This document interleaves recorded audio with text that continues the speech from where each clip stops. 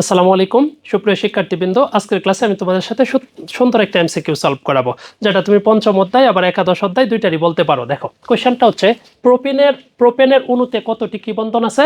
একক বন্ধন আছে। তাহলে আমরা প্রোপেনের সংকেতটা কি জানি, অ্যালকেনের সংকেত কি জানি, আমরা রাসায়নিক আণবিক সংকেত CN কত +2।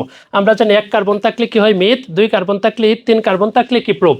আর অ্যালকেনের ক্ষেত্রে নামকরণটা কি, তার নামের পূর্ব অংশের সাথে কি যুক্ত করতে হয় বলো তো? এন যোগ করতে হয়, সেই ক্ষেত্রে হয় কি প্রোপেন। তার মানে এই ক্ষেত্রে প্রোপের ক্ষেত্রে এন এর মানটা আমার কত ধরতে হবে বলো? 3 ধরতে হবে। তার মানে এন এর মানটা যদি আমরা 3 ধরি, তাহলে হাইড্রোজেন কত 2 × 3 প্লাস কত 2, তার মানে হইল কত C3 কত H8। এটা কার সংকেত? এটা কিন্তু প্রোপেনের সংকেত। তার মানে আমাকে কোশ্চেনটা করেছে প্রোপেনের অণুতে কতটি কি বন্ধন আছে? একক বন্ধন আছে। তার মানে ওর কি লিখতে হবে? গাঠনিক সংকেতটা লিখতে হবে। আর আমরা কি জানি অ্যালকেনের ক্ষেত্রে কার্বন কার্বন কি বন্ধন থাকে? অ্যালকেনের কার্যকরী মূলক হচ্ছে কার্বন কার্বন কি বন্ধন? একক বন্ধন। খেয়াল করো এখানে কার্বন কয়টা আছে? 3টা। তাহলে আমার কয়টা কার্বন দিতে হবে? 3টা। 1টা 2টা 3টা।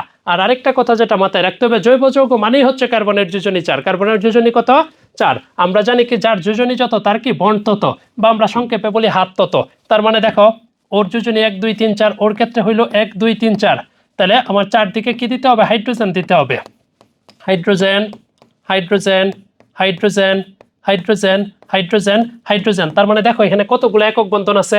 তাহলে 1টা 2টা 3 4 5 6 7 8, এইখানে একটা 9টা, এইখানে একটা কয়টা?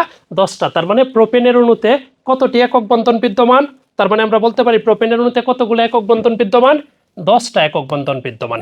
ঠিক আছে, আশা করি ক্লিয়ার তোমাদের কাছে, জিনিসটা বুঝতে পেরেছ। এরকম টাইপের এমসিকিউ কিন্তু তোমাদের অর্গানিক কেমিস্ট্রি অর্থাৎ তোমাদের বইয়ের যে 11 নম্বর চ্যাপ্টারটা আছে এই চ্যাপ্টার থেকে কিন্তু প্রায়ই কিন্তু আসে। তাহলে ধন্যবাদ সবাইকে আমার সাথে থাকার জন্য।